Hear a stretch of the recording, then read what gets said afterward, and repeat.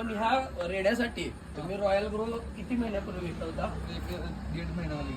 1.5 महिना आला. हे त्यावेळी 15 दिवसाचं रेडकं होतं काय, तर तुम्ही याला रॉयल ग्रो चालू केल्यापासून काय काय याला फरक पडला? काय फरक पडला?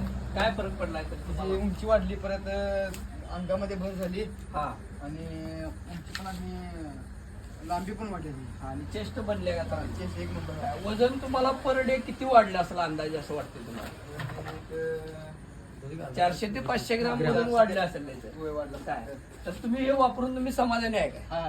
काय तुम्ही बघू शकताय की कशा पद्धतीने रेड्याची लांबी रुंदी उंची वाढलेली आहे. काय बरोबर 70 दिवसाचा रेडा आहे ह्यो. काय बघू शकताय कशा पद्धतीने हे झाले.